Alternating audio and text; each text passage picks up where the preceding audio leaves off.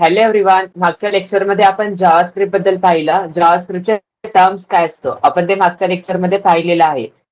Total जावास्क्रिप्टचे 5 terms आहेत: method, property, event, object name आणि dot syntax. तुम्हाला माहितीये मेथड एक सेट ऑफ इन्स्ट्रक्शन असतो जे तुम्ही ऑब्जेक्ट वरती परफॉर्म करतो. ऑब्जेक्ट तो परफॉर्म करत असतो जेव्हा त्याला तुम्ही मेसेज रिसिव्ह होतो. आणि जावास्क्रिप्टच्या मेथडला फंक्शन डेफिनेशन असतो जे की प्रॉपर्टी व्हॅल्यू म्हणून स्टोअर होत असतो. आणि प्रॉपर्टी काय असतं? प्रॉपर्टी एक व्हॅल्यू असते जे तुमच्या ऑब्जेक्ट सोबत असोसिएटेड असतात. प्रत्येक ऑब्जेक्टला ओन सेट ऑफ प्रॉपर्टीज असतात. जसं की विंडोज आहे, विंडोला प्रॉपर्टी असतं की विथ, हाईट, बॅकग्राऊंड कलर.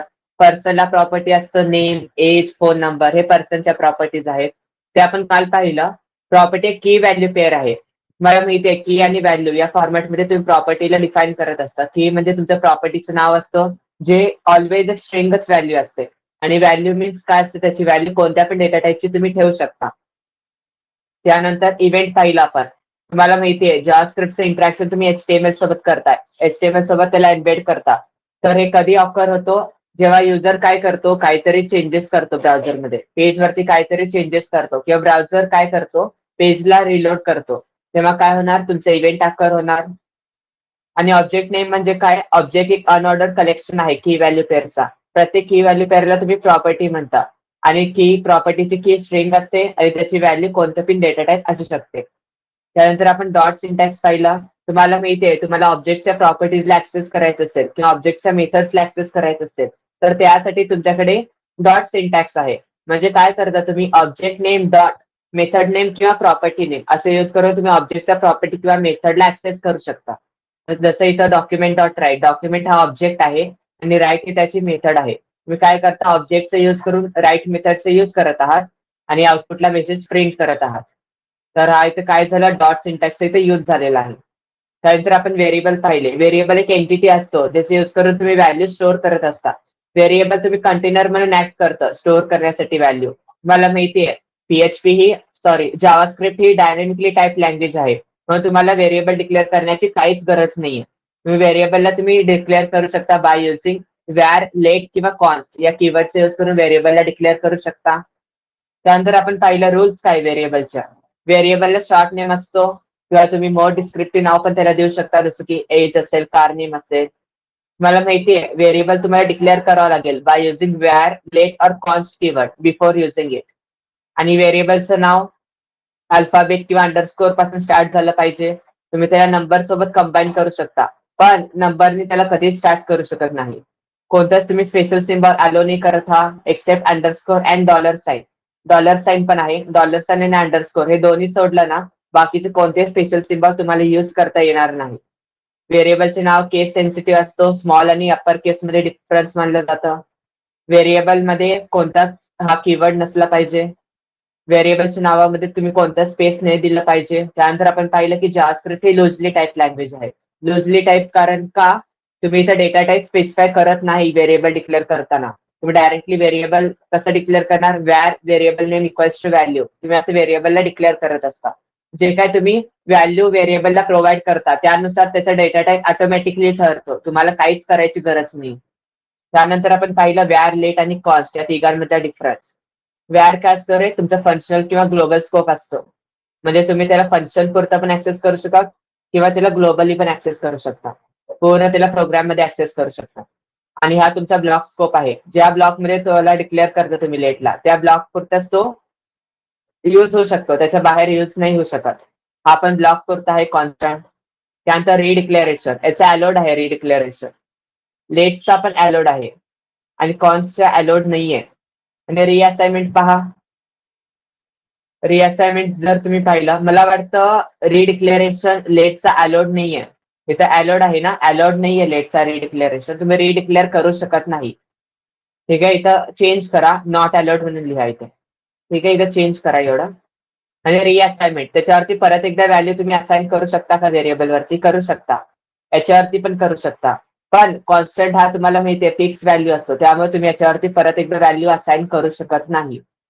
त्याचं इनिशियलायझेशन, जेव्हा तुम्ही व्हेरिएबलला डिक्लेअर करत असता, जर तुम्ही व्हेरिएबल डिक्लेअर करताना त्याच्यावरती व्हॅल्यू दिलेली नसेल तरी चालतो. यामध्ये तुम्ही त्याला अनइनिशियलाइज पण ठेवू शकता. लेट मध्ये पण तुम्ही व्हेरिएबलला डिक्लेअर करताना व्हॅल्यू जरी नाही दिला तरी हा चालतो. पण कॉन्स्टंट हा तुम्हाला माहितीये फिक्स व्हॅल्यू असतो, त्यामुळे जेव्हा तुम्ही त्याला डिक्लेअर करत असता त्या टाइमला तुम्हाला त्याच्यावरती त्याची व्हॅल्यू द्यावी लागते. त्यामुळे याला तुम्हाला इनिशियलाइज करावं लागतं at the time of declaration. हे आपण काल पाहिलेलं होतं. कोणाला काही डाऊट नाही ना त्यामध्ये? अलाउड नाहीये. हो हो सांगितलं अलाउड नाहीये ते. कोणाला काही डाऊट नाहीये ना? ठीक आहे, आपण पुढे जाऊयात. व्हेरिएबलचा स्कोप काय असतो ते तुम्हाला माहिती असेल मे बी. जर माहिती नसेल तर मी तुम्हाला सांगतो. मे बी तुम्हाला जावामध्ये पण झालंय हा. व्हेरिएबलचा स्कोप काय आहे?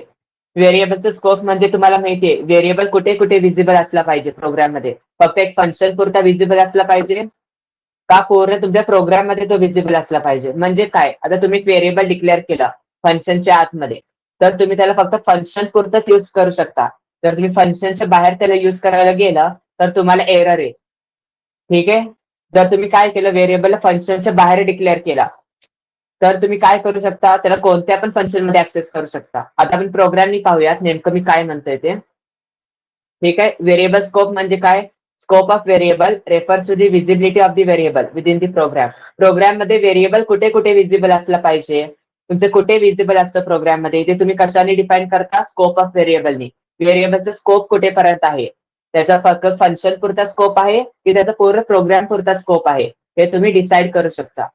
त्यासाठी दोन व्हेरिएबलचे स्कोप्स आहेत. एक आहे लोकल व्हेरिएबल आणि एक आहे ग्लोबल व्हेरिएबल. लोकल व्हेरिएबल म्हणजे काय?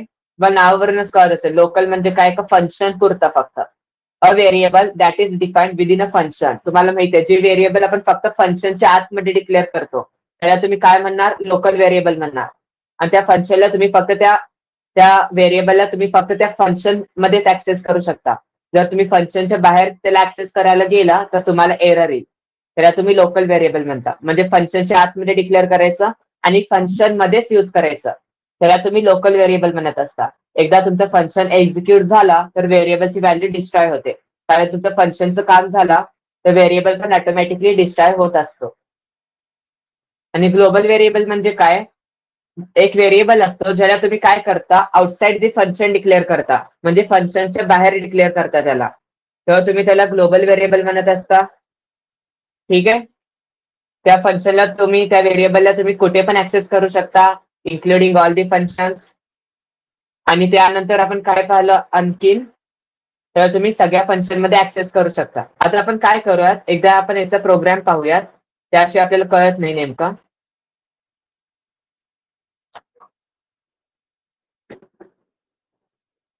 कारण आपण प्रोग्राम केल्याशिवाय आपल्याला कळत नाही. प्रोग्राम करून पाहूयात नेमकं मी काय म्हणतोय ते. ठीक आहे. आता आपण इथे पाहूयात मी काय करतो हवं तर.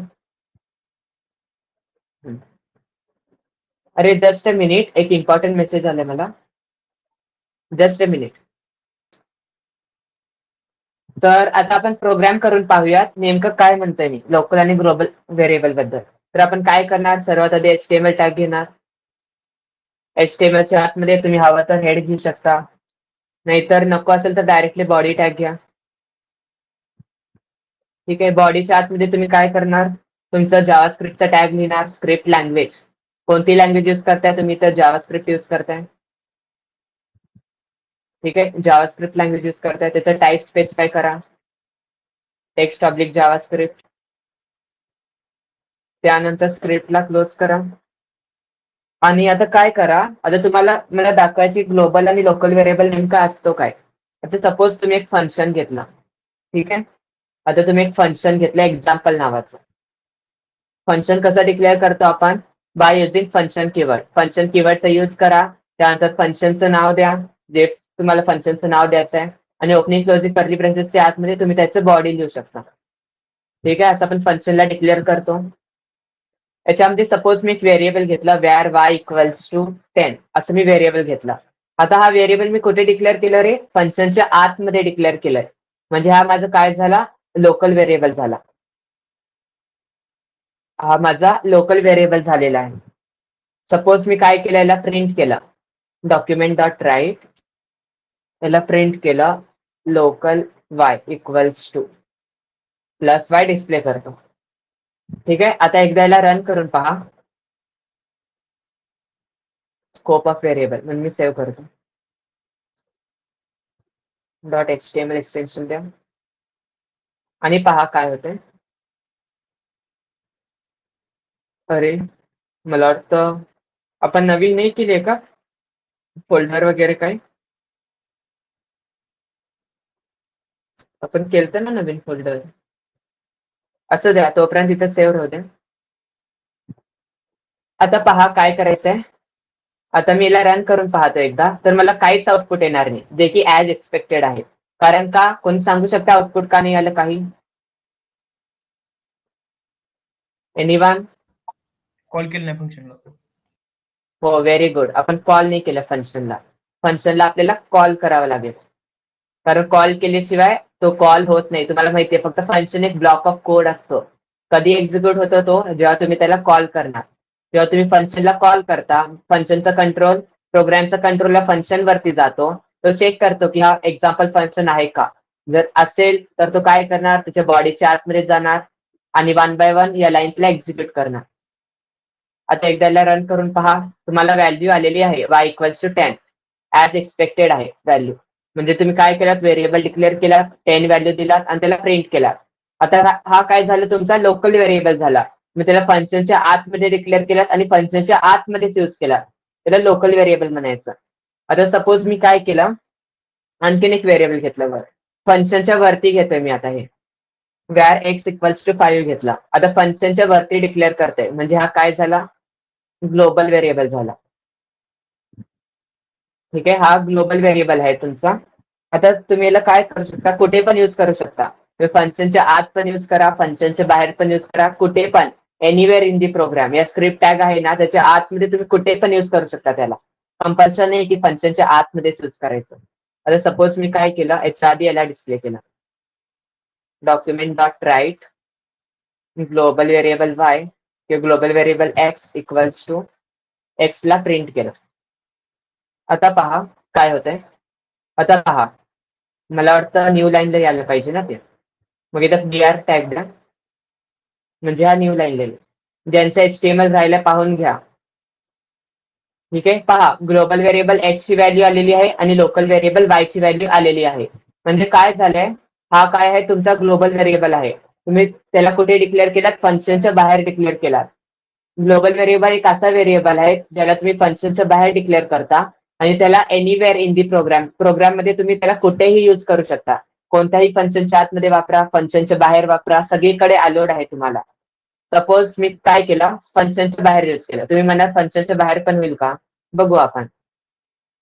पहा आता मी तर काय केलं सपोज न्यू एक्स दिला. ठीक आहे त्यानंतर आता इथे काय केलं एक्स ला डिस्प्ले केलं म्हणजे हा ग्लोबल व्हेरिएबल आहे तुमचा.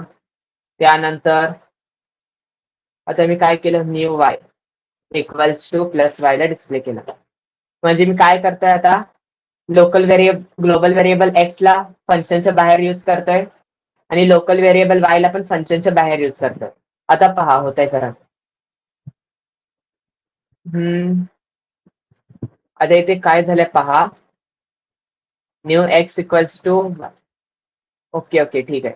एक्झाम्पलला तुम्ही हवं तर वरती कॉल करा आणि इथे काय करा बीआर टॅग किंवा H1 टॅगचा यूज करा सगळीकडे. मग जरा तुम्हाला नीट दिसेल. आणि याला न्यू लाईनला घ्या. ठीक आहे आता इथे पहा आता इथे नेमकं काय झालंय आपण काय केलं पहिला सर्वात आधी ग्लोबल व्हेरिएबल इनिशियलाइज केलं. ग्लोबल व्हेरिएबल डिक्लेअर केलं फंक्शनच्या बाहेर. त्यानंतर फंक्शन घेतलं आपण फंक्शनच्या आतमध्ये आणखीन एक व्हेरिएबल डिक्लेअर केला. ज्या व्हेरिएबल आपण फंक्शनच्या आतमध्ये डिक्लेअर करतो त्याला आपण लोकल व्हेरिएबल म्हणतो. लोकल व्हेरिएबल डिक्लेअर केला आणि त्या दोघांची व्हॅल्यूज आपण प्रिंट केले ग्लोबल आणि लोकल म्हणून. मग काही माझ्या ग्लोबल व्हेरिएबलची व्हॅल्यू 5 प्रिंट होईल आणि लोकल व्हेरिएबलची व्हॅल्यू माझी 10 प्रिंट होईल इथे. करेक्ट आहे. त्यानंतर मी काय केलं एक्झाम्पलला कॉल केलं म्हणजे हा माझं प्रोसेसिंग होईल आणि माझी व्हॅल्यू प्रिंट होऊन जाईल. त्यानंतर मी काय केलं फंक्शनच्या बाहेर या व्हेरिएबल्सला मी यूज करून पाहिलं की रन होतंय का. आता ग्लोबल व्हेरिएबल आहे आपला ग्लोबल व्हेरिएबलची डेफिनेशन काय त्याला तुम्ही फंक्शनच्या बाहेर डिक्लेअर करता आणि फंक्शन मध्ये असेल किंवा पूर्ण प्रोग्राम मध्ये असेल कुठे पण यूज करू शकता असं त्याची डेफिनेशन आहे. तर आपण चेक केलंय की खरंच हा डेफिनेशन व्हॅलिड आहे का खरंच आहे का डेफिनेशन. आपण चेक करण्यासाठी काय केलं फंक्शनच्या बाहेर त्याला यूज करून पाहिला एक्स व्हेरिएबलला, आणि हा तुमचा वाय व्हेरिएबल आहे ना लोकल व्हेरिएबल, त्याला पण तुम्ही फंक्शनच्या बाहेर यूज करून पाहिलं. आता इथे काय होते पहा तुम्हाला आउटपुट. इथं पहा ग्लोबल व्हेरिएबल एक्स आलं, म्हणजे फंक्शन मधला एक्स आलं तुमचा, फंक्शन मधलं वाय आलं, आणि तुम्ही फंक्शनच्या बाहेर जे प्रिंट केलात ना न्यू एक्स म्हणून ते आलेलं आहे, पण न्यू वाय आलेलं नाहीये. का आलं नाहीये? कारण तुम्हाला इथे एरर येतोय. जर तुम्ही एरर चेक केला, इन्स्पेक्ट करा, राईट क्लिक करा आणि इन्स्पेक्ट वरती जावा. इथे तुम्हाला एक एरर येईल पहा वरती दिसतोय इथं वाय इज नॉट डिफाईन. आलं का एरर? लाईन नंबर 16 वरती एरर आले. इथं आले पहा एरर, तुम्हाला इथं दिसतोय या लाईनला एरर आलेला आहे. तुम्ही वायला डिफाईन नाही केला तर तू त्याला यूज कसं करू शकतो? डिक्लेअर कर ना तुला यूज करायचं जर वायला, तू डिक्लेअर पण नाही केला त्याला यूज कसं करता? तुम्ही म्हणणार अरे मी तर डिक्लेअर केलाय ना. आणि तू त्या फंक्शन मध्ये डिक्लेअर केलाय, मग तू त्याला फंक्शन मध्येच वापरू शकतो, फंक्शनच्या बाहेर त्याला वापरू शकत नाही. समजते का रे तुम्हाला काय म्हणतोय?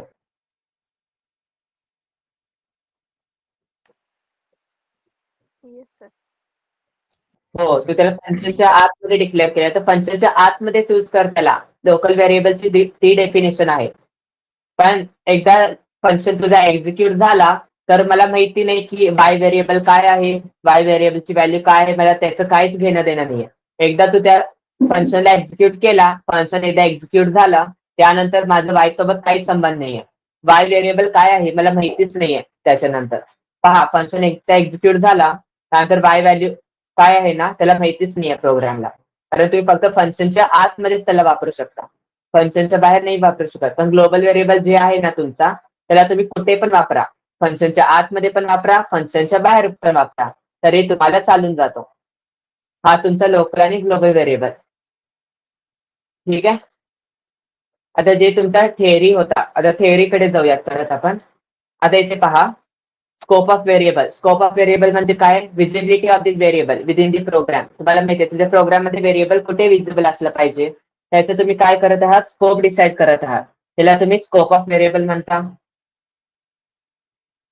त्यानंतर पहा ते झालं तुमचं स्कोप ऑफ व्हेरिएबल. त्यानंतर दोन व्हेरिएबलचे स्कोप्स आहेत, एक आहे लोकल व्हेरिएबल आणि एक आहे ग्लोबल व्हेरिएबल. तुम्हाला खरं सांगतो पुढच्या सेमला तुम्हाला PHP सब्जेक्ट आहे, त्यामध्ये ना MSBTच्या एक्झामला असेल किंवा तुमच्या ओरलला असेल, तुम्हाला हा खूप इम्पॉर्टंट क्वेश्चन आहे व्हेरिएबलचा स्कोप. मलाच ओरल आमच्या कॉलेजमध्ये जर तुम्ही विचारलं, आमच्या कॉलेजमध्ये 3 ते 4 वेळा इंटरनल ओरल घेतले आमचे PHPच्या, 3 ते 4 वेळा इंटरनल ओरल झाल्या आमचे. तर त्यामध्ये तुम्हाला माहिती असेल आम्हाला व्हेरिएबल स्कोप आहे ना, टीचरांचा फेवरेट पॉईंट होता हा. व्हेरिएबलचा स्कोप काय आहे आणि व्हेरिएबलचे कोणकोणत्या स्कोप आहेत. तिथं आणखीन एक व्हेरिएबलचा स्कोप आहे, स्टॅटिक व्हेरिएबल म्हणून पण आहे तिथे, पण इथे आपल्या जावास्क्रिप्ट मध्ये नाही आहे. अगोदर तुम्ही याला विचारू शकता. इथे आपल्याकडे भाग्यश्री असेल मे बी. भाग्यश्री आहेस का? हो, व्हेरिएबल स्कोप विचारले ना ग आपल्याला.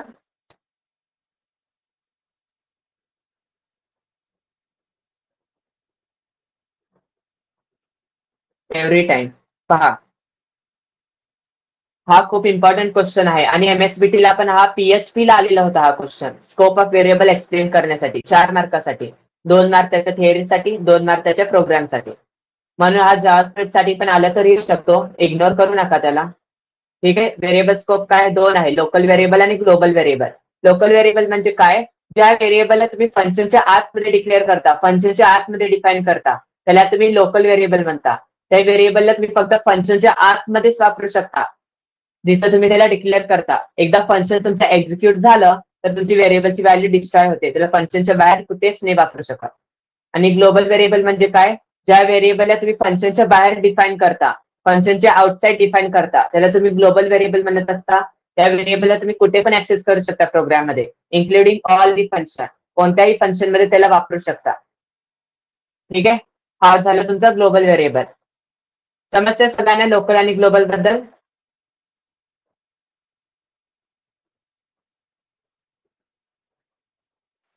हॅलो. ठीक आहे. तर आता आपण पुढे जाऊयात. पुढे जाऊन आपल्याला काय पाहिजे? डेटा टाइप्स काय जावास्क्रिप्ट मध्ये. तुम्हाला माहिती आहे जावास्क्रिप्ट मध्ये तुम्हाला डेटा टाइप्स लिहायची गरज नाहीये. जावास्क्रिप्ट काय करतो, ऑटोमॅटिकली काय करणार, व्हेरिएबल वरती जे तुम्ही व्हॅल्यू स्टोअर करता ते ऑटोमॅटिकली त्यानुसार त्याचा डेटा टाईप ठरतो त्या व्हेरिएबलचा. तुम्हाला असं काय इंट फ्लोट वगैरे काय लिहायची तर गरज नाहीये. तुम्हाला डायरेक्टली वॅर कीवर्ड यूज करा, लेट कीवर्ड यूज करा किंवा कॉन्स्ट कीवर्ड यूज करा. पण आपण नेहमी वॅर कीवर्ड यूज करतो, कारण का MSBTच्या तुम्ही मॉडेल आन्सर पेपरमध्ये पण पाहिलं, सगळीकडे तिथं वॅर कीवर्डचाच यूज आहे. तर आपण वॅर कीवर्डच यूज करूया. मग आपल्याला मार्क्स आपल्याला घालायचे नाहीये. जर एकदा चेक करणाऱ्याला समजलं नाही, त्याला माहिती नसेल लेट कीवर्ड पण वापरतात म्हणून, तर तुमचे तिथे मार्क्स देऊ शकतात. त्यामुळे आपण वॅर कीवर्ड सोबतच जाऊया. डेटा टाइप्स काय जावास्क्रिप्ट मध्ये, जावास्क्रिप्ट आपल्याला डिफरंट डेटा टाइप्स प्रोव्हाइड करतो डिफरंट टाइपचे व्हॅल्यू होल्ड करण्यासाठी. तुम्हाला माहिती आहे प्रत्येक व्हॅल्यू असतो त्याला काही ना काही डेटा टाइप असतो. जसं तुमचा इंट आहे, इंटिजर व्हॅल्यू असते त्याला तुमचा इंट डेटा टाइप असतो. तुमचं जर पॉईंट व्हॅल्यू असेल तर त्यासाठी फ्लोट डेटा टाइप असतो. तर तुमची स्ट्रिंग व्हॅल्यू असेल तर त्यासाठी तुमच्याकडे स्ट्रिंग डेटा टाइप आहे. असं प्रत्येक व्हेरिएबलसाठी काही ना काही त्याचा डेटा टाइप ठरलेला असतो. आणि तुम्हाला माहितीये हा जावास्क्रिप्ट हा डायनॅमिकली टाइप लँग्वेज आहे. म्हणजे काय, आपल्याला व्हेरिएबलला डेटा टाइप द्यायची गरज नाहीये. आपण व्हेरिएबल वरती जे व्हॅल्यू स्टोअर करू त्यानुसार त्याचा डेटा टाइप ऑटोमॅटिकली ठरतं. त्यामुळे आपल्याला कोणत्या प्रकारे डेटा टाइप एक्सप्लिसिटली डिफाईन करायची गरज नाहीये. जावास्क्रिप्टचा इंटरप्रिटर काय करतो, ऑटोमॅटिकली असोसिएट करतो त्या व्हॅल्यूला त्याच्या डेटा टाइप सोबत. त्यामुळे आपल्याला स्वतःहून काहीच करायची गरज नाहीये. हे थिअरी तुम्हाला कळत असेल आता. दोन टाईपच्या डेटा टाइप्स आहेत जावास्क्रिप्ट मध्ये, एक आहे प्रिमिटिव्ह डेटा टाइप आणि एक आहे नॉन प्रिमिटिव्ह डेटा टाइप. आता प्रिमिटिव्ह डेटा टाइप तुमच्याकडे 5 आहेत. प्रिमिटिव्ह डेटा टाइप म्हणजे काय, तुमचे सिंपल डेटा टाइप्स असतात ते. ठीक आहे, हा तुमच्याकडे 5 डेटा टाइप्स आहे. पहिला आहे स्ट्रिंग डेटा टाइप आणि हा तुम्हाला 2 मार्कासाठी येऊ शकतो. List the primitive data types in JavaScript असं तुम्हाला 2 मार्कासाठी येऊ शकतो. नॉन प्रिमिटिव्ह साठी येऊ शकतो 2 मार्कासाठी. थोडं तुम्हाला लक्षात ठेवावं लागेल. ओके, 5 प्रिमिटिव्ह डेटा टाइप्स आहे. पहिला आहे स्ट्रिंग डेटा टाइप. तुम्हाला माहिती आहे स्ट्रिंग काय असतो, सिक्वेन्स ऑफ कॅरेक्टर्स असणार, त्याला तुम्ही स्ट्रिंग व्हॅल्यू म्हणत असता. फॉर एक्झाम्पल हॅलो, हा काय आहे तुमचा स्ट्रिंग आहे, तुम्ही डबल कोट्स वापरून रिप्रेझेंट करत असता. त्यानंतर दुसरं आहे नंबर. नंबर म्हणजे काय, तुमचा न्यूमरिक व्हॅल्यू. न्यूमरिक म्हणजे इथे दोन्ही आले, इंटिजर आले आणि फ्लोटिंग पॉईंट व्हॅल्यू आले. दोन्ही तुमच्या नंबर कॅटेगरीमध्ये आले. इथं असं सेपरेट केलेलं नाहीये, इंटिजर वेगळं आहे फ्लोटिंग वेगळं असेल तर सेपरेट काहीच नाहीये. तुम्हाला इथे काय असणार, त्याचा डेटा टाइप डायरेक्टली तुम्हाला नंबर दिलेला आहे. म्हणजे तुम्ही पाहू शकता हा नंबर व्हॅल्यू रिप्रेझेंट करतो, फॉर एक्झाम्पल 100. नंतर बुलियन व्हॅल्यू. बुलियन म्हणजे माहिती आहे तुम्हाला, बुलियन म्हणजे काय रे, ट्रू किंवा फॉल्स. त्यासाठी तुमच्याकडे बुलियन डेटा टाइप आहे. अनडिफाईन्ड. अनडिफाईन्ड म्हणजे काय, जर तुम्हाला काय करायचंय, एका व्हेरिएबलची व्हॅल्यू द्यायची नसेल सध्या, तुम्हाला माहिती नाही तो व्हेरिएबल तुमच्या कोणत्या डेटा टाइपचा आहे, तुम्हाला सध्या माहिती नाहीये, तर तुम्ही त्याच्यावरती अनडिफाईन्ड ही व्हॅल्यू तुम्ही स्टोअर करू शकता. म्हणजे तुम्हाला सांगायचं नाही की हा व्हेरिएबल माझ्या स्ट्रिंग डेटा टाइपचा आहे, हा व्हेरिएबल माझा इंटिजरचा आहे. तुम्हालाच माहिती नाहीये स्वतःला माझा व्हेरिएबल कोणत्या डेटा टाइपचा असेल पुढे. फक्त त्याला डिक्लेअर करत आहात वरती, मग तुम्हाला त्याच्यावरती व्हॅल्यू पण स्टोअर करायची, तर तुम्ही त्याला काय करू शकता, अनडिफाईन्ड देऊ शकता. म्हणजे त्याला तुम्ही सांगता जावास्क्रिप्टला, आता सध्या तरी मी त्याला डिफाईन केलेलं नाहीये कोणत्या टाइपचा हा डेटा टाइप आहे, पण पुढे जेव्हा मला हा लागेल ना व्हेरिएबल, तर मी डायरेक्टली त्याच्यावरती व्हॅल्यू स्टोअर करेल. त्यानुसार तू समजून जा याच्यावरती इंटिजर व्हॅल्यू येणार आहे की स्ट्रिंग व्हॅल्यू येणार आहे, तू स्वतः समजून जा. असं आपण सांगतोय, म्हणजे आपण सध्या डिक्लेअर करत नाहीये की हा कोणत्या डेटा टाइपचा व्हॅल्यू आहे. त्यासाठी आपण त्याला अनडिफाईन्ड देतोय. तर नल व्हॅल्यू. नल म्हणजे तुम्हाला माहितीये कोणतीच व्हॅल्यू नसते. नल म्हणजे कोणतीच व्हॅल्यू नाही, 0 पण नाही. तुम्ही त्याला डिफाईन करू शकता. असं 5 प्रिमिटिव्ह डेटा टाइप्स आहेत तुमच्याकडे. स्ट्रिंग म्हणजे सिक्वेन्स ऑफ कॅरेक्टर्स, नंबर म्हणजे न्यूमरिक व्हॅल्यू असणार, बुलियन म्हणजे either true or false, undefined म्हणजे काय, अनडिफाईन्ड व्हॅल्यू जे की आता सध्या डिफाईन केलेली नाहीये, नल म्हणजे कोणतीच व्हॅल्यू नाही. असं तुमच्याकडे टोटल 5 प्रिमिटिव्ह डेटा टाइप्स आहेत जावास्क्रिप्ट मध्ये. त्यानंतर पहा non primitive data types. Non primitive data types तुमच्याकडे 3 आहे. नॉन प्रिमिटिव्ह म्हणजे काय, डिराइव्ह डेटा टाइप. तुम्ही त्याला डिराइव्ह डेटा टाइप पण म्हणू शकता. हा तुमच्याकडे 3 आहे. पहिला आहे तुमच्याकडे ऑब्जेक्ट, अरे आणि रेग्युलर एक्सप्रेशन.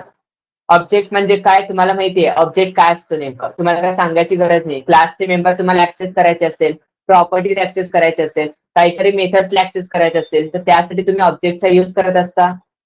त्यानंतर अरे आहे. अरे म्हणजे सिमिलर व्हॅल्यूचा ग्रुप असतो, सिमिलर एलिमेंटचं कलेक्शन असतं, त्याला तुम्ही अरे म्हणत असता. तो पण हा काय आहे, तुमचा प्रिमिटिव्ह डेटा टाइप आहे. त्यानंतर रेग्युलर एक्सप्रेशन. रेग्युलर एक्सप्रेशन म्हणजे काय, आपण पुढे पाहूयात. सिक्वेन्स ऑफ, तुम्ही काय म्हणू शकता, पॅटर्न्स. पॅटर्न्स असतो ना, ईमेल आयडीचा पॅटर्न, फोन नंबरचा पॅटर्न, त्याला तुम्ही रेग्युलर एक्सप्रेशन म्हणत असता. हा तुमच्याकडे 3 प्रिमिटिव्ह डेटा टाइप्स आहे आणि 2 आणि 5 तुमच्याकडे सॉरी 5 तुमच्याकडे प्रिमिटिव्ह डेटा टाइप आहे आणि 3 तुमच्याकडे नॉन प्रिमिटिव्ह डेटा टाइप्स आहे. कोणाला काही डाऊट आहे का यामध्ये? फक्त इथे जरा थिअरी दिलेली आहे, आपण तेच बघतोय. कोणाला काही डाऊट आहे? एनीवन? हॅलो? No bro. अरे जरा लवकर सांगा रे. मला वाटतं असं की मी लेफ्ट झालो का काय कुठे, मला असं वाटतं, माहिती का? ठीक आहे. ह्याच्यात काय अवघड पण नाहीये, तुम्हाला माहिती आहे सगळं. आपण पुढे पाहणारच आहोत हे सगळ्यांना. आपल्याकडे युनिट्स आहे या सगळ्यांसाठी सेपरेट. तर आता फक्त आपल्याला ओव्हरव्ह्यू बघत आहे आपण कोणकोणते डेटा टाइप्स आहे आपल्याकडे. नंतर कमेंट्स पाहूयात आपण एक लास्ट पॉईंट आजच्यासाठी, कमेंट्स आणि कीवर्ड्स. आपण एकदा पहिला कीवर्ड्स पाहूयात, कारण कीवर्ड्स आपल्या सिंपल पॉईंट आहे. कीवर्ड्स काय असतो जावास्क्रिप्ट मध्ये तुम्हाला माहिती आहे. कीवर्ड्स हा रिझल्ट वर्ड्स असतो, जे तुमचं जावास्क्रिप्टने तुम्हाला प्रोव्हाइड केलेलं असतं. तुम्ही त्याला कोणत्याच व्हेरिएबलच्या नावासाठी यूज करू शकत नाही, कोणत्याच फंक्शनला नाव देण्यासाठी नाही यूज करू शकत. प्रत्येक कीवर्डचं काही ना काही स्पेशल मिनिंग असतो. तुमच्या कीवर्ड्सला कोणत्याच कामासाठी नाही यूज करू शकत. आपल्या व्हेरिएबलच्या रूल्स मध्ये एक पॉईंट होता, we cannot use variable name as a keyword. तुम्ही व्हेरिएबलचं नाव कीवर्ड म्हणून सॉरी तुम्ही कीवर्ड व्हेरिएबलचं नाव म्हणून यूज करू शकत नाही, असं तुम्हाला तिथे एक पॉईंट होता. त्याचं मिनिंग काय आहे? कारण का प्रत्येक कीवर्डचं काही ना काही मिनिंग असतो. आता एकदा सपोज तुम्ही वाईल घेतला, वाईल हा कीवर्ड आहे, तुम्हाला माहिती आहे हा लूप साठी आहे, तुम्हाला माहिती आहे त्याचं काहीतरी स्पेशल मिनिंग आहे, जावास्क्रिप्टने त्याला डिफाईन केलेलं आहे, पण तुम्ही त्याला व्हेरिएबलचं नाव म्हणून यूज करू शकत नाही. वाईल असेल, डू वाईल असेल, इंट असेल, फ्लोट असेल, कॅरेक्टर असेल, हे सगळे तुमच्या कीवर्ड्स आहेत. इथे दिसतंय का? एवढे सगळे तुमचे कीवर्ड्स आहेत. ब्रेक आहे, कॅर आहे, डिबगर आहे, double, export, finally, go to, in, let, null, public, super, throw, try, एवढ्या भरपूर तुमच्याकडे कीवर्ड्स आहेत जावास्क्रिप्ट मध्ये. त्या कीवर्डचा तुम्ही यूज करून काय करू शकता? चांगल्या प्रकारे तुम्ही प्रोग्राम करू शकता. पण त्या कीवर्डचं नाव तुम्ही व्हेरिएबल म्हणून नाही ठेवू शकत, त्या कीवर्डला व्हेरिएबलचं नाव म्हणून नाही ठेवू शकत, फंक्शनचं नाव म्हणून नाही ठेवू शकत, किंवा आणि दुसऱ्या पर्पजसाठी तुम्ही त्याला यूज नाही करू शकत. त्याचं काहीतरी प्री डिफाईन त्याचं काम आहे, त्या कामासाठीच ते यूज होणार आहे. तुम्ही त्याला कशासाठी यूज नाही करणार, म्हणून आपण त्याला काय म्हणतो? रिझर्व्ड वर्ड्स म्हणतो. रिझर्व केलेले वर्ड्स आहेत ते, तुम्ही त्याला कशासाठी पण यूज करू शकत नाही. आता जे त्याचं काम आहे त्या कामासाठी त्याला यूज करा, ते काम तुमचं होऊन जाईल. पण कुठे व्हेरिएबलचं नाव देण्यासाठी यूज करत असाल, फंक्शनचं नाव देण्यासाठी यूज करत असाल, तर तेव्हा तुम्हाला एरर येईल तिकडे. हा झाला तुमचा कीवर्ड्स बद्दल. आता आपण कमेंट्स पाहूयात, लास्ट एक पॉईंट आजच्यासाठी. कमेंट्स काय असतो जावास्क्रिप्ट मध्ये? ठीक आहे, तुम्हाला माहिती आहे. आता कमेंट्स बद्दल मला माहिती आहे, तुम्ही थर्ड इयरचे आहात आता. कमेंट्स बद्दल तुम्हाला जास्त माहिती आहे माझ्यापेक्षा पण. कमेंट्स काय असतो? कमेंट्स हा इम्पॉर्टंट पार्ट प्रोग्रामचा इम्पॉर्टंट एक पार्ट असतो. इम्पॉर्टंट रोल प्ले करत असतो आपल्या जावास्क्रिप्ट प्रोग्रामिंग मध्ये. तुम्हाला माहिती आहे आपण कमेंट्स कशासाठी लिहितो रे? आपल्याला काहीतरी सांगायचं आहे, हा माझा कोड काय काम करतो, हा कोडचा लाईन काय काम करतो, हा कोड मी कशासाठी लिहिलाय, हा कोड कोणी लिहिलाय, कोणत्या दिवशी लिहिलाय, आपण ते सगळ्याचं एक डॉक्युमेंटेशन तयार करत असतो. ते डॉक्युमेंटेशन आपण बाय युझिंग कमेंट्स क्रिएट करू शकतो. तुम्हाला माहिती असेल, आता तुम्ही जर, मी असं ऐकलंय, मी तर युट्यूब वरती ऐकलंय, मला तरी एक्सपिरियन्स नाही येत त्याचा, पण मी युट्यूब वरती असं ऐकलंय ना, की जेव्हा आपण इंडस्ट्रीमध्ये जातो तेव्हा ना आपल्याला प्रत्येक लाईन्स ऑफ कोड साठी आपल्याला कमेंट्स लिहावं लागतात. आता हा मी काहीतरी लाईन्स ऑफ कोड लिहिलं आता इथे.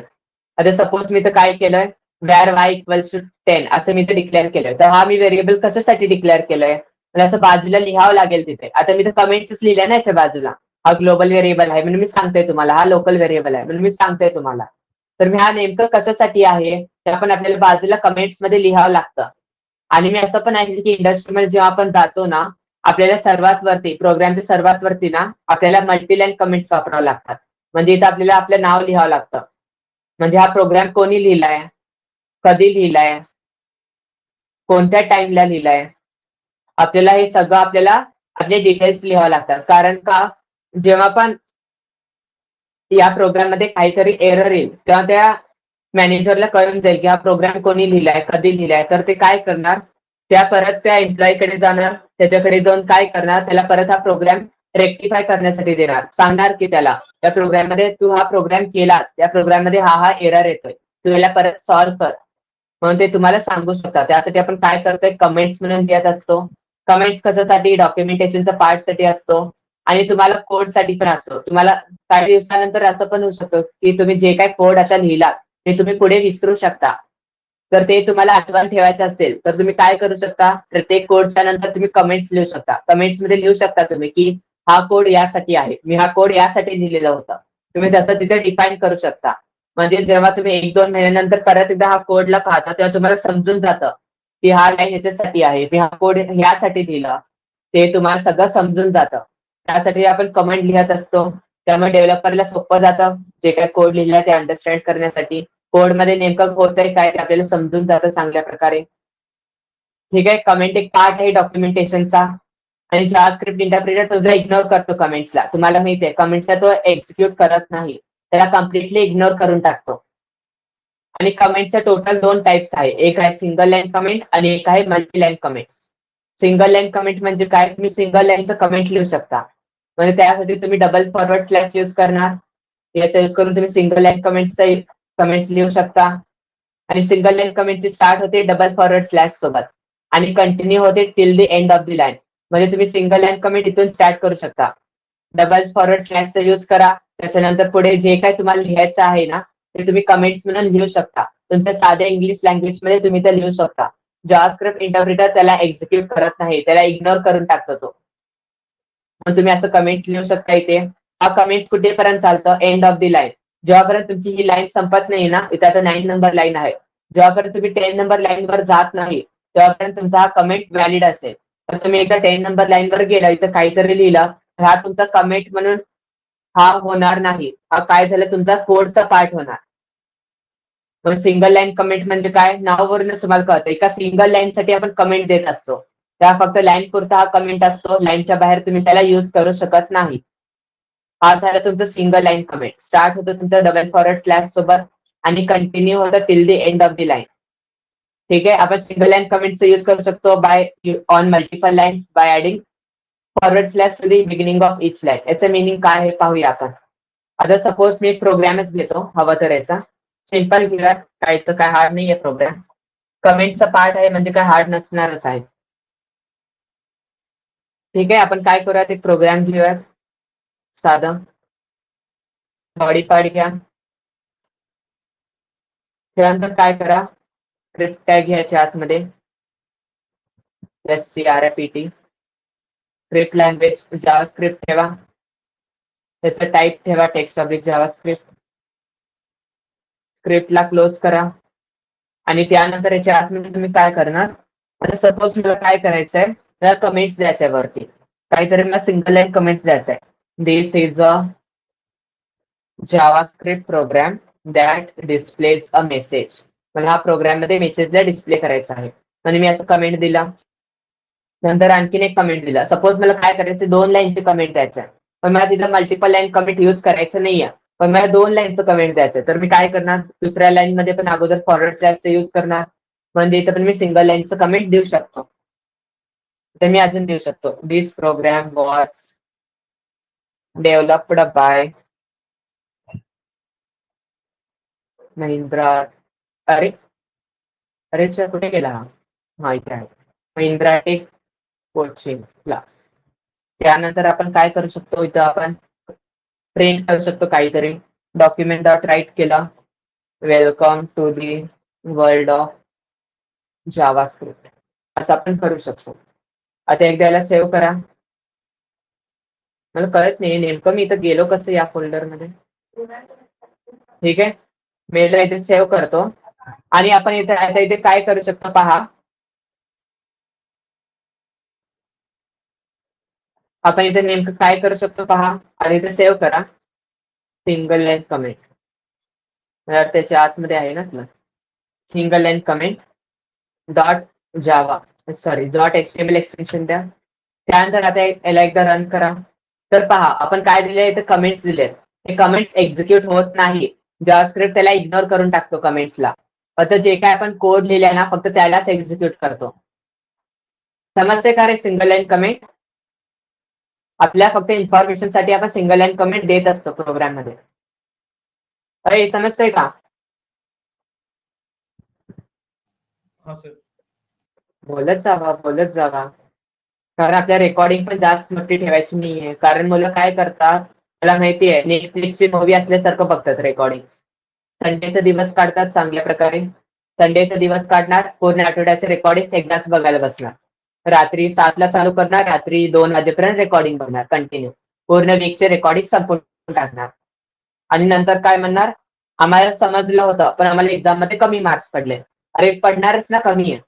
7 दिवसाचा लोड तू एका दिवशी घेतोय, फक्त एक 8 तासात तू 7 दिवसाचा लोड घेतोय कम्प्लिटली, तर तुला काय समजणार आहे तिथे? थोडं थोडं करून बघ ना.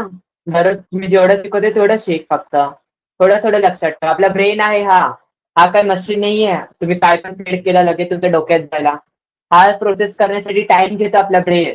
लगेच तुम्ही काहीतरी डेटा घेतला, स्टोअर केला, आपलं फाईल जसं स्टोअर करतो ना, जेवढं हवं तेवढं स्टोअर करतो, असं नाहीये ते. आपलं ब्रेन आहे हळूहळू स्टोअर करतो, त्याला पण प्रोसेस करण्यासाठी टाइम द्या ना ब्रेनला. असं का नेटफ्लिक्स सारखं बघता मूवी असल्यासारखं? ते मूवी नाहीये हे सगळं आपलं एज्युकेशन आहे. तर आपल्याला थोडं थोडं करून समजावं लागतं, लगे आपल्याला समजत नाहीये हे सगळं. म्हणजे आता लाईव्ह क्लास करतायत किंवा लगेच रेकॉर्डिंग पाहतायत ना, लगे आपलं झाले की त्यांना समजून जाईल. जे असं नेटफ्लिक्स सारखं बघतायत ना रेकॉर्डिंगला, मी खरं सांगतो त्यांना कमी मार्क्स पडणार. मी किती पण चांगलं शिकवले, त्यांना तिथे समजणार बघताना, पण जेव्हा ते परत एकदा रिवाइज करायला बसणार ना, त्यांच्या ब्रेनमध्ये काहीच नसणार. ब्रेन पूर्ण ब्लँक होणार त्यांचा, आणि ते काय म्हणतात, आपल्याला समजलंच नाही असं म्हणतात. अरे थोडं थोडं बघ ना, समजून जाईल तुला पण. नेटफ्लिक्स नाहीये हा. नेटफ्लिक्स बघायचं ते वेगळी गोष्ट आहे. ठीक आहे, आता आपण काय करूयात, मल्टीलाईन कमेंट्स पाहूयात. मल्टीलाईन कमेंट्स म्हणजे काय, एकदा थिअरी पहा त्याची. मल्टीलाईन कमेंट्स तुमचं स्टार्ट होतो बाय युझिंग फॉरवर्ड स्लॅश आणि स्टार, आणि एंड होतो स्टार आणि फॉरवर्ड स्लॅश. म्हणजे स्टारच्या आतमध्ये जे काय तुम्ही लिहिता ना, ते तुमचं मल्टीलाईन कमेंट म्हणून अज्युम केलं जातं. याच्यात तुम्ही मल्टिपल लाईनचं कमेंट देऊ शकता.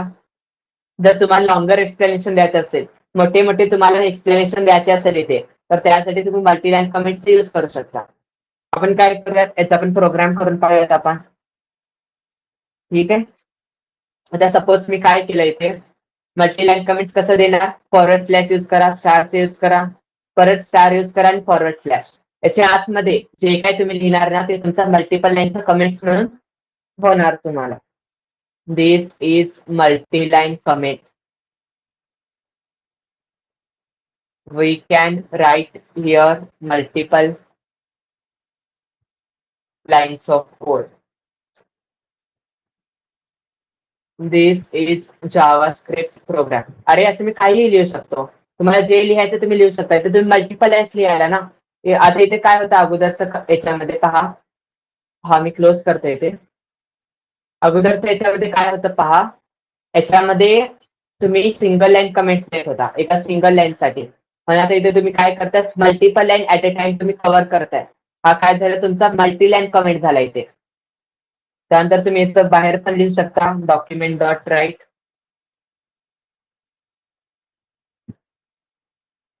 आणि इथं काय करा, वेलकम टू जावास्क्रिप्ट असं मेसेजला डिस्प्ले करा. आता जर तुम्ही याला रन केला तर तुम्हाला आउटपुट येऊन जाईल, मल्टीलाईन कमेंट डॉट HTML एक्सटेन्शन द्या, याला ओपन करून घ्या. पहा आला वेलकम टू जावास्क्रिप्ट. जे काही मी कमेंट्स म्हणून लिहिलेत ते कमेंट एक्झिक्यूट झालेले नाहीयेत, ते सगळं तुमचं कमेंट आहे, फक्त तुम्ही त्याला पाहू शकता, रीड करू शकता. हा तुमच्या इन्फॉर्मेशन साठी आहे, तुम्हाला हा काय एक्झिक्यूट होणार नाहीये, हा फक्त तुमच्या इन्फॉर्मेशन साठी आहे. आणि हा काय तुम्हाला, हा तुमचा ऍक्च्युअल कोड आहे, ऍक्च्युअल कोड तुमचा एक्झिक्यूट होत असतो, आणि कमेंट तुमच्या जावास्क्रिप्ट इग्नोर करतो, त्याला एक्झिक्यूट करत नाही. ठीक आहे, मला वाटत नाही जितकं डाऊट असेल. मला वाटतं नोट्स मध्ये जरा चुकलंय आपला. नोट्स मध्ये मी सिंगल लाईन कमेंटच मी तुम्हाला दिलेला आहे, वरचाच प्रोग्राम इथं पेस्ट झालेला आहे. मी काय करतो, नोट्स मध्ये चेंजेस करतो आणि परत एकदा याला अपलोड करून देतो. ठीक आहे, म्हणजेच मी तुम्हाला नोट्स अपलोड करत नव्हतो, कारण मला माहिती आहे काही ना काही मध्ये चुकलेलं असू शकतं, त्यामुळे मी नोट्स अपलोड केलेले नव्हते. एक समजतंय का सगळ्यांना? आज जे काय पाठ घेतले समजले सगळ्यांना? व्हेरिएबलचा स्कोप काय असतो, त्याची विजिबिलिटी असते. लोकल व्हेरिएबल म्हणजे काय, त्याला तुम्ही फंक्शनच्या आतमध्ये डिफाईन करता, फंक्शनच्या आत यूज करू शकता, फंक्शनच्या बाहेर यूज नाही करू शकता, त्याला तुम्ही लोकल व्हेरिएबल म्हणणार. फंक्शन एकदा एक्झिक्यूट झालं त्याची व्हॅल्यू डिस्ट्रॉय होते. ग्लोबल व्हेरिएबल म्हणजे काय, त्याला तुम्ही फंक्शनच्या बाहेर डिफाईन करता, म्हणजे तुम्ही काय करू शकता, त्याला कुठे पण ऍक्सेस करू शकता प्रोग्राममध्ये, कोणत्या पण फंक्शनच्या आतमध्ये वापरू शकता, त्याला तुम्ही ग्लोबल व्हेरिएबल म्हणणार. आपण त्याचा प्रोग्राम पाहिला, डेटा टाइप्स पाहिला काय असतो, 2 टाईपचे असतात, प्रिमिटिव्ह नॉन प्रिमिटिव्ह. त्यानंतर आपण परत काय पाहिलं, कमेंट्स काय असतो, कमेंट्सचे कोणत्या टाइप्स आहेत. त्यानंतर आपण पाहिलं कीवर्ड्स काय असतो. समजते सगळ्यांना आजचे 4 पॉइंट्स? सर्वांना रिप्लाय करा, सर्वांनी रिप्लाय करा. समजतंय ना? सर्वांचा रिप्लाय हवाय मला. कोणाला काही डाऊट असेल तर विचारा मला आताच.